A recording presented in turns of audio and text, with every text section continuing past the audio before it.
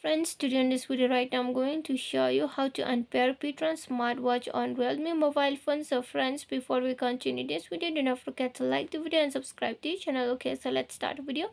Here first of all, you can see this is the realme mobile phone and you have to move on realme mobile phone setting.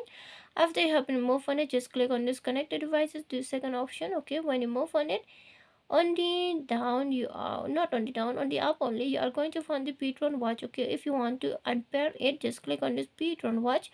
After you have been click on it, you are going to find the two options. The first option is to forget and the second option is to connect. Okay, if you want to disconnect or unpair, just you have to click on this forget. Okay, just click on forget and forget device.